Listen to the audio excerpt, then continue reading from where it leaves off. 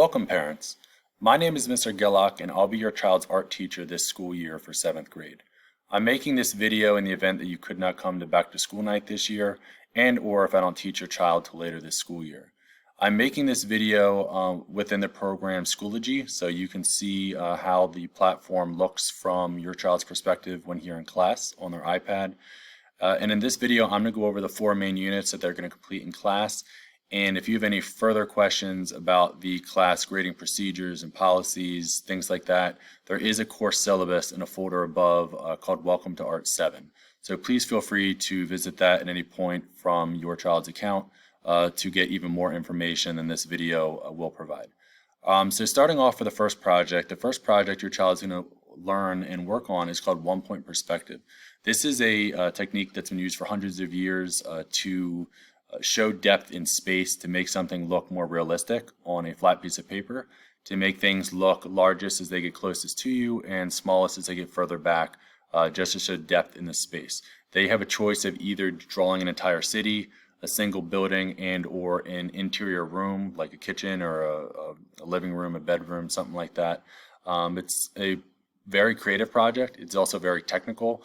Sometimes students get lost in the technicality of the technique I'm teaching them and forget to get creative with it. So whether your child wants to make something super realistic like this image below, or they want to get really creative and have, a monster attacking the city, or they want to have, draw up in the perspective of the Wild West, or a UFO sucking up a cow from the middle of a field. I mean, however they want to do it is fine, as long as it's appropriate for school, of course. But this is a very creative, fun assignment, just with a very technical aspect to it in regards to showing that depth in space.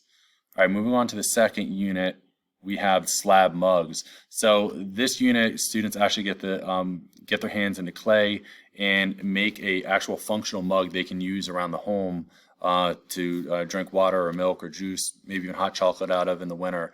They're going to be using clay. They're going to roll out the clay to make a rectangular slab, and then they will roll it in to make a cylinder. Lastly, adding a base and a handle and decoration as they see fit. And then we will later cook it, turn it into stone, and then they will glaze it, which makes it glossy and water resistant, so they can actually use this and hand wash it and use it time and time again. So this is really neat functional artwork that a student can actually use in their everyday lives instead of just a project that they might just hang up on their wall, something like that. So this is usually the student's favorite project, where they actually get to make something and take home and use it later on at home.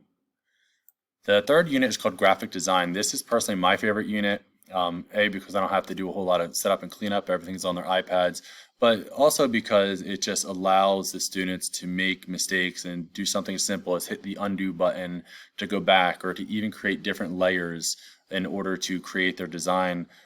This is all created on their iPads using a program called Autodesk Sketchbook, and the project requires them to create an advertisement where they have a consumer product, something they're going to sell.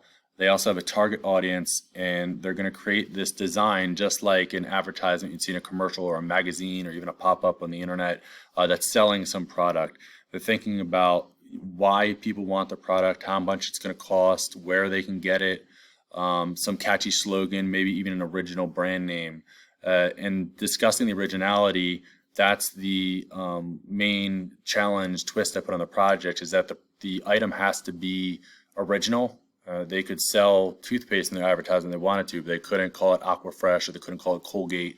They'd have to think of an original company, original brand, and of course an original design that sells the product. So this is a really fun project that I really enjoy, and the kids typically really enjoy this as well. And this is great creative fun for students to even create a fictional product that hasn't existed yet and just sell it to their audience. I've had a bunch of really neat examples from students over the past years.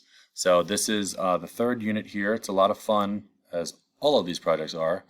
And lastly is a self-portrait. Even though I said that all the projects are fun, this is usually the dreaded self-portrait that the students don't always look forward to at first, because they've done it a couple of times in elementary school already. But in 7th grade, they actually complete the portrait in a completely different way than they have. So instead of the regular oval head, the rectangle neck, and the arc shoulders, they're actually going to take a photograph of themselves, a selfie, What teenager doesn't like to take a selfie, right, for social media? So they'll take a picture and then they're going to lay a grid over it, just like this gentleman here, where there's a grid on the photo, a grid on the paper, and they're going to draw box by box and try to align or try to line up the different details within the spaces of the box as they exist on the original paper. This allows a near perfect transfer while keeping everything to scale. This is actually a professional technique that professional artists use, including myself. I've made 10 large-scale murals in Baltimore where I use the same technique. We are currently doing one in Lamberton itself in the cafeteria using this technique. It's very effective, and the students typically are very surprised and very proud of themselves. They're able to draw their image in near perfect likeness. Lastly, what this picture doesn't show though is that it will be also completed with oil pastels, so it'll be in full color, and the grid will be erased, so you won't be able to see the grid once it's all finished. So that completes this video to discuss the 4 units that your child is going to work on with me. I look forward to working with them if I'm not working with them already. If you have any questions for me, you can always email me at gillockr@carlisleschools.org. Just send me an email, answer any questions you may have, and I'm always happy to talk to parents about their child's progress. All right, so I guess that's it. I hope you all have a great day, and I hope to see your child soon, and or that you get to see the hard work that your child's been already creating if I have them now. All right, have a great day. Bye.